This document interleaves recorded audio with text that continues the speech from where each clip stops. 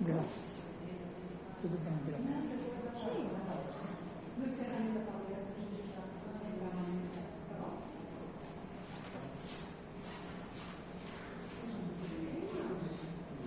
Boa noite.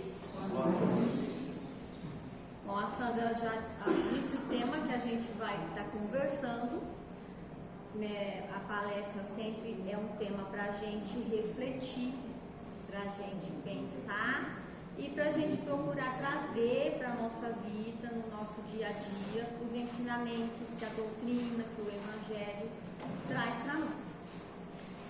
E o tema é Maria de Nazaré. Se a gente sair perguntando quem foi Maria de Nazaré, a maioria das respostas, ou talvez todas, de repente alguém diga assim, eu não sei. Mas a maioria das respostas vai ser a mãe de Jesus. E é dela que a gente vai falar, da mãe de Jesus, da mãe das mães, da nossa mãe, como a Sandra acabou de falar agora. A gente vai refletir um pouco sobre esse espírito tão grandioso, tão importante, que a gente possa se inspirar nessa história de renúncia, de dedicação, de fidelidade, de obediência a Deus, que é a história de Maria. Nós vamos saber um pouco mais sobre quem foi a mulher que deu a luz ao Cristo. Quem foi a mulher que acompanhou o Cristo em sua jornada, que chorou aos pés da cruz, mas em nenhum momento ela deixou que a sua fé fosse abalada. É ela, a Maria de Nazaré. Olha só, para que Jesus encarnasse aqui na Terra,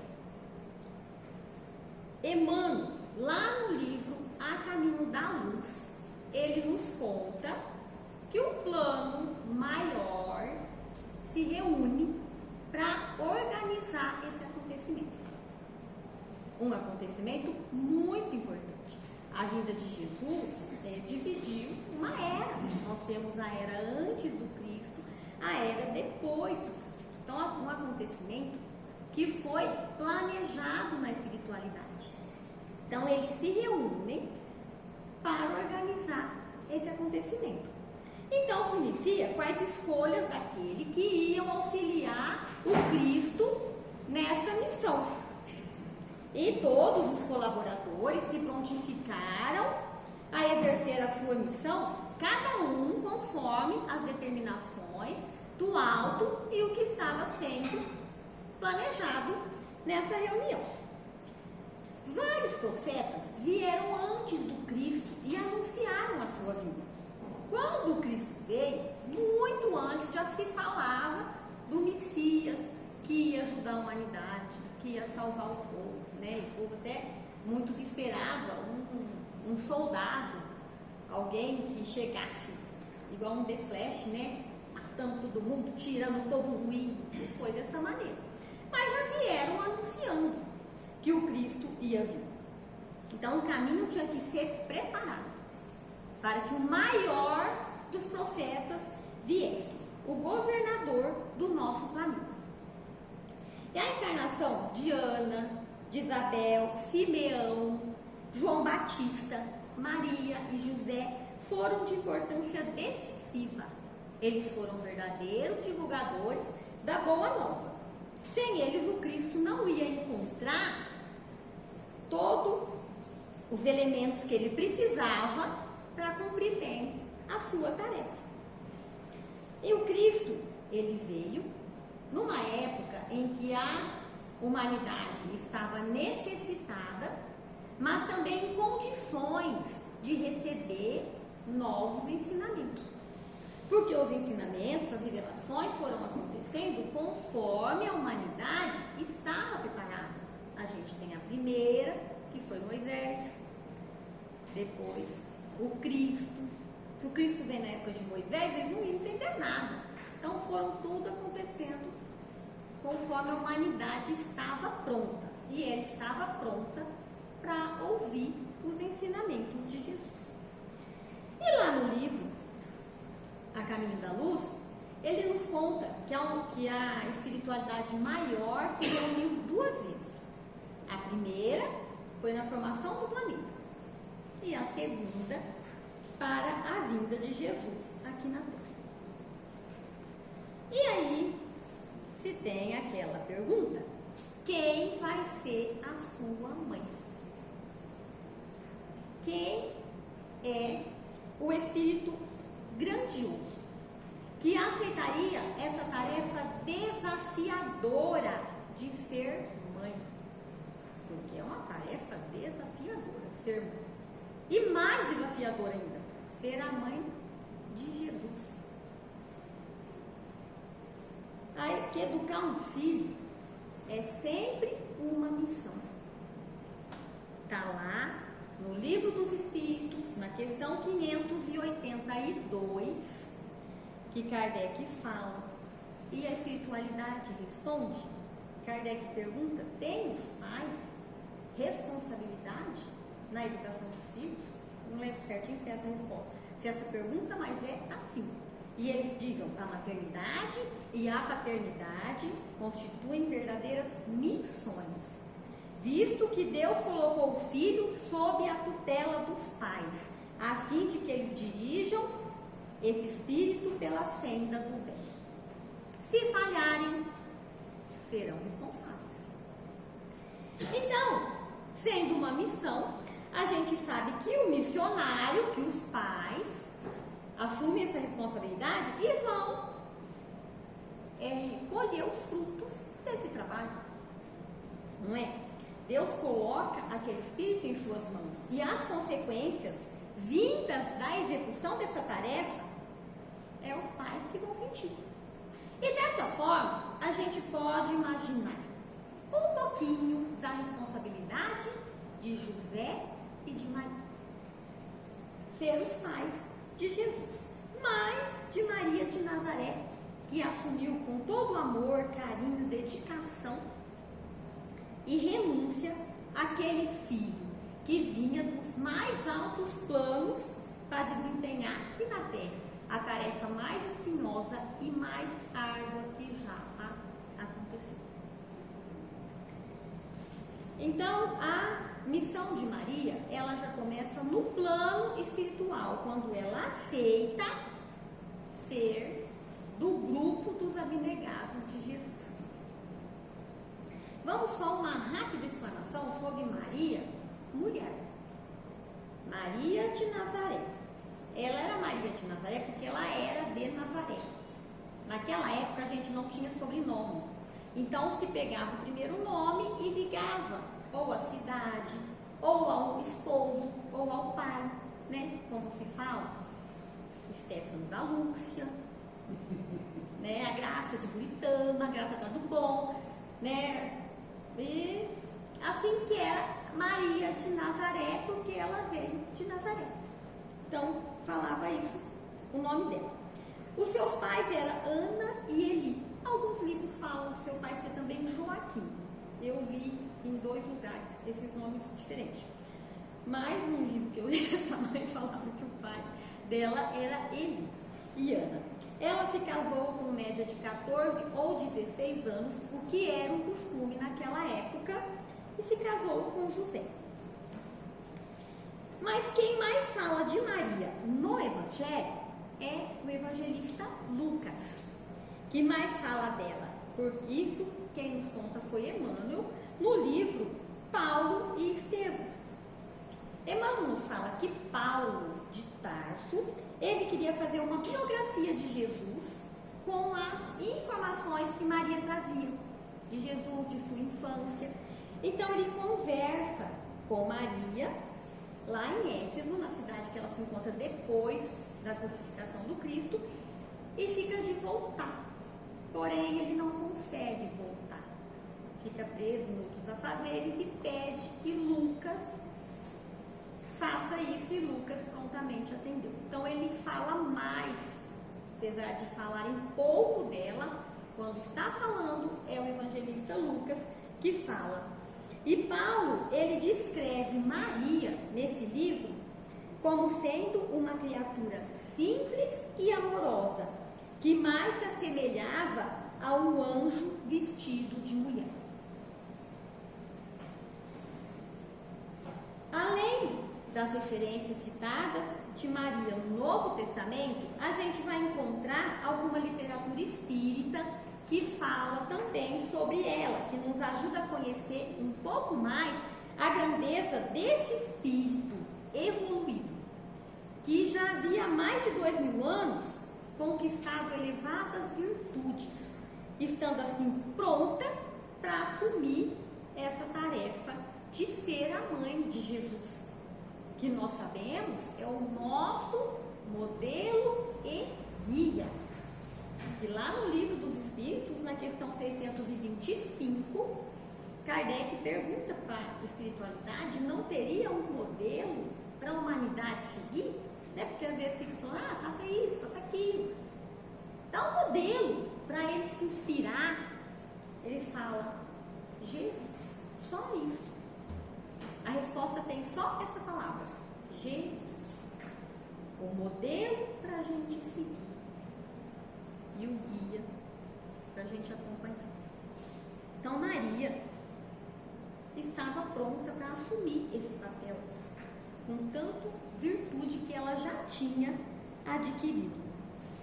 E outros importantes também livros nos falam que Maria continua até hoje zelando por nós, zelando pela humanidade terrestre, tanto encarnada como desencarnada.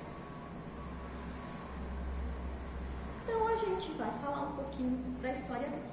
A saudação que ela recebe do anjo, lá ainda garota, né, já mocinha, que fala: ave cheia de graça, o Senhor é contigo. Ela recebe essa saudação, isso já mostra o quanto ela estava pronta, em condições de, no decorrer de sua vida, demonstrar toda a sua força moral e fé inabalável nos desígnios do Supremo. Ali ela compreende que a sua vida seria marcada pela renúncia e pela prática do amor incondicional. E aí ela, extravasando toda a sua fidelidade a Deus, diz aquela frase que acho que todos conhecem: eis aqui a serva do Senhor, faça em mim segundo a sua vontade. Então, na nossa condição modesta de espíritos ainda imperfeitos, temos uma enorme dificuldade de entender essa tarefa de Maria. Maria não pede explicação nenhuma. Ela não exige saber qual que é a consequência daquele ato. Ela não pergunta o que ela vai ganhar para assumir tal tarefa. Ela simplesmente aceita esse encargo. E lógico, mostrando o quanto ela é, né, um espírito evoluído, assumindo ali também uma das missões mais difíceis que já foi desempenhada aqui nesse mundo. Quando Jesus era bebê, Maria apresenta ele ao templo, o que era um costume na época, levar o bebê e apresentar ao templo. E lá ela encontra o velho Simeão, que conversa com ela, diz estar muito feliz, já era uma pessoa idosa, estava muito feliz de conhecer Jesus antes dele morrer. E ele faz para Maria uma profecia, diz diretamente para ela: e a ti, Maria, uma espada transpassará a sua alma. Qual mãe não sofre quando vê o sofrimento do filho? Quando Jesus é preso, o apóstolo João é que vai avisar Maria que Jesus tinha sido preso. E ele pede que Maria fique em casa, até que as coisas se acalmem lá fora, Mas Maria não fica. Ela pega seu manto e junto com João vai acompanhar o Cristo e fica com ele até o último minuto. Ele passa a noite na cadeia, ela fica lá fora. Então, entende um pouco a profecia de Simeão. Começa, né? Por aí. E quando ela está lá, diante de Jesus na cruz, ela começa a pensar, a lembrar, desde a visita do anjo, que a gente acabou de falar, que anuncia para ela que ela vai ser a mãe. Ela começa a pensar em Jesus menino, dando atenção para todos, conversando com todos, com os viajantes, com as lavadeiras, com as prostitutas, com os cobradores de impostos, com os mendigos, com os doentes, até com malfeitores. Ele dava toda a atenção e tratava a todos como irmãos. E ali, diante de Jesus na cruz, resignada na sua missão, ela sente uma mão tocar seu ombro. E era João, né? Era o apóstolo João que veio abraçar ela, estender seus braços amorosos.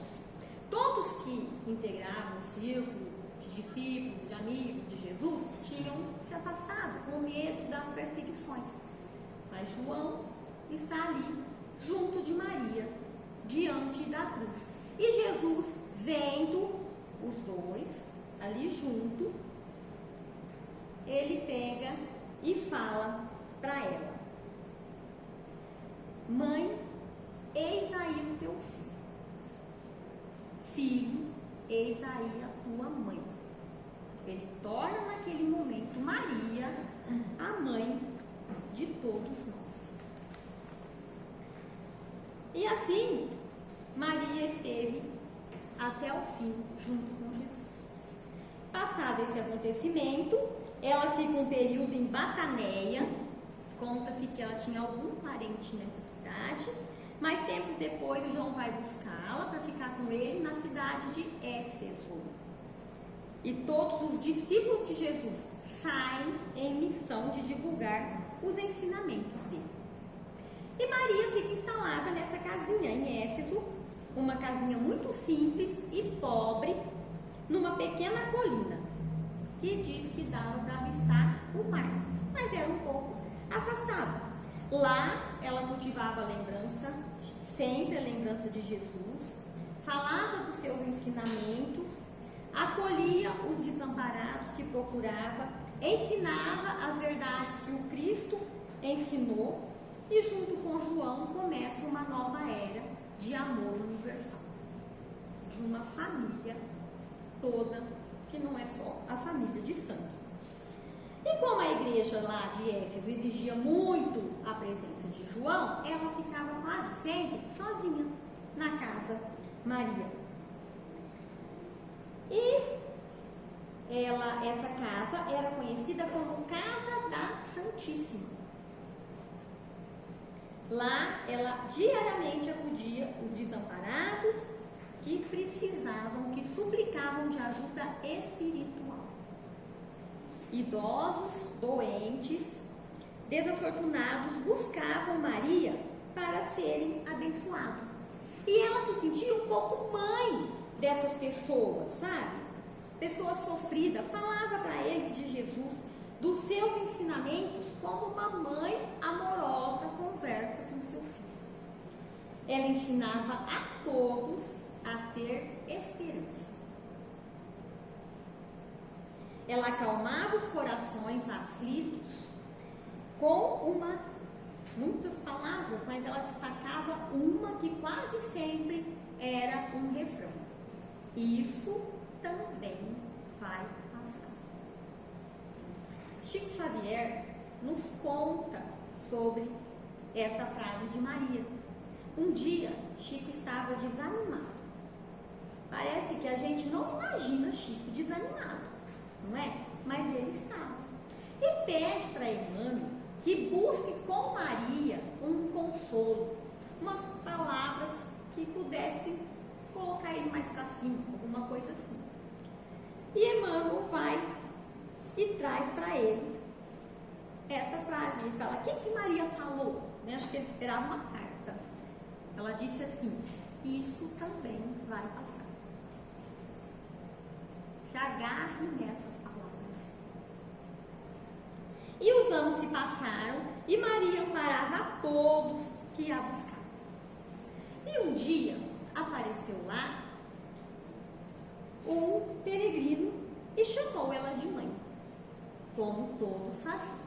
Todos chegavam e a chamavam de mãe. E com mais intenso sentimento, esse peregrino, Maria fala para esse peregrino de Jesus, que tinha, há um tempo atrás, tinha ido embora, há alguns anos, e ela sentia muita saudade. E o peregrino também falou para ela do céu, do amor, com muita delicadeza. Maria se perguntou: mas quem é esse que está mais me confortando do que eu confortando ele, que fala para mim com tanta doçura? Aí o peregrino retira o capuz, estende o braço para ela e diz: minha mãe. Era Jesus, que veio buscar Maria pessoalmente. Ela se emociona, começa a chorar, e ele diz para ela assim: eu vim te buscar porque o meu Pai quer que seja no meu reino a rainha dos anjos. Aí conta que naquela noite João dá assistência aos últimos laços de ligação de Maria ao corpo. Ela deixa o corpo, né, ela desencarna e vai para o plano espiritual. E diz que ela entra com o brilho de uma estrela na espiritualidade. Mas Maria, como a gente já disse, ama todos os seus filhos, e ela ali em espírito começa a pensar nas pessoas que estão nos calabouços, que estão sofrendo perseguições justamente por falarem do Cristo, por ter sido acompanhado ele. Ela começa a pensar nessas pessoas e sente um desejo enorme de abraçar essas pessoas. E esse desejo faz com que ela vá aos calabouços. E ela chega lá, né? Todos lá desanimados, sentados, aguardando a hora de serem jogados para a arena, para as feras devorarem, que era, naquela época, dessa maneira que se resolviam esse problema, e os romanos aplaudiam, né? A plateia. Então ela chega perto de uma jovem que está lá toda triste e desanimada, no ouvido dela, e diz assim: canta, minha filha, canta, tenhamos bom ânimo, convertamos as nossas dores da terra em alegria para o céu. E conta que essa jovem começou a cantar. Ela começou a cantar e o pessoal começou a acompanhar ela. E eles entraram na arena cantando um coro de voz que fez as vozes que choravam no cárcere se transformou nessa canção. Eu acho que aqui eu acho não, né? Claro que não. Nasceu aquela frase: quem canta os males espanta. Que Maria ensina pra gente. Enfrentar as dificuldades com bom ânimo. Não vai mudar a nossa situação sentar na cadeira e chorar. Não vai mudar. Ensina a ser resignado diante de uma situação. A aceitar. Mas muda o ânimo, porque pelo menos muda você por dentro. Não é? Então, como todo espírito superior, a missão de Maria não termina com seu desencarne. Pelo contrário, aumentou ainda mais, né? O trabalho da Mãe Santíssima se intensificou. Mãe Santíssima, como ela ficou conhecida. No livro Memórias de um Suicida, Camilo Castelo Branco nos conta que Maria está no comando da Legião dos Servos de Maria, que reúne espíritos devotados a dar assistência aos suicidas. Pessoas que desanimaram, interromperam a sua vida, não suportaram, né, a tarefa, não sei os motivos. Maria tem os enfermeiros, os espíritos que ajudam ela nessa assistência. Eles buscam essas pessoas e levam ao Hospital Maria de Nazaré, uma instituição dirigida pela Mãe de Jesus, pela Nossa Mãe. E em diversas obras a gente vai encontrar referência a toda essa dedicação de Maria aos sofredores. No livro Ação e Reação, André Luiz conta para nós que as preces dirigidas a Maria são acolhidas pelos seus emissários, a fim de serem examinadas e atendidas. Agora, nesse instante, vamos fazer uma reflexão na nossa vida, né? Como todo ensinamento que a doutrina nos traz, Maria, Jesus, é para nós, que tem acontecido há 2000 anos, mas não muda a nossa realidade. Na nossa família, vamos pensar na nossa família e naqueles que nos foram confiados, tá? Na nossa condição de pai, a gente busca constantemente o melhor para os nossos filhos. A gente se preocupa com o seu bem-estar, a gente sofre com as suas dores, a gente fica apreensivo com as escolhas deles, a gente fica feliz com as suas conquistas, e isso é tudo muito natural para os pais e mães encarnados. Só que é preciso compreender que cada espírito tem a sua trajetória, tem a sua necessidade individual, e por mais que a gente tente, a gente não vai conseguir tirar deles os obstáculos que eles tiverem que enfrentar. Cabe aos pais prepará-los para enfrentar. Lá no livro Mulheres do Evangelho, Estevão nos fala de uma mulher que deixou sua marca indelével na vida de todas as mulheres, de todos os povos. Em sua pessoa, a mulher alcançou as estrelas e, através de sua santíssima maternidade, divinizou a expressão de mãe. E ele termina dizendo assim: é Maria, simplesmente Maria. Vamos lembrar que Maria brilhou numa época em que os homens dominavam.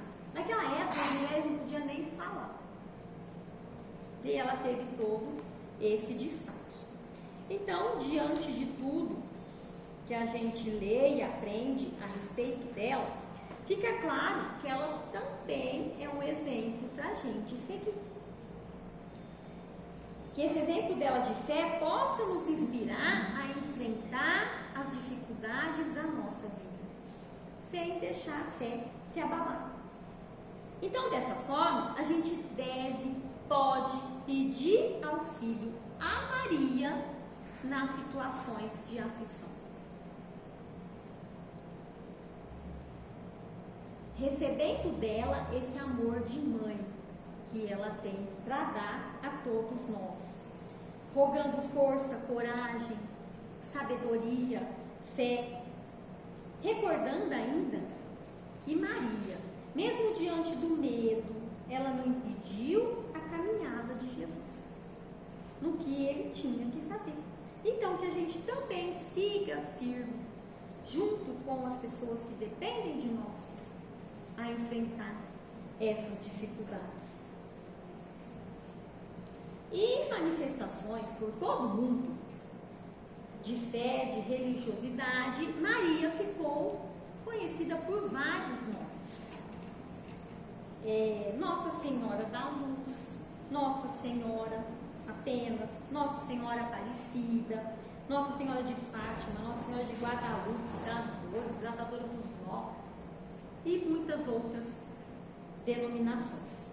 Quem que em momento de susto não disse assim: Nossa Senhora? Quem que a gente está chamando? Maria. E quando a gente chama, ela vem. Tá? E aqui eu vou falar de um relato divertido que estava nas redes sociais, que fala de Nossa Senhora. Conta, a gente sabe que São Pedro é conhecido como porteiro do céu. A imagem dele tem um chaveiro na mão. E que São Pedro estava vendo lá no céu umas almas que ele não tinha abrido a porta. Estava estranhando. E ele falou com Jesus e Jesus mandou ele investigar o que estava acontecendo. E ele descobre uma janela com um imenso rosário onde as almas estavam subindo e entrando no céu. Aí ele vê aquilo, chama Jesus para ver, que ele não sabia nem como explicar, né? E Jesus vê. E aí São Pedro fala para ele: Você quer que eu feche essa janela?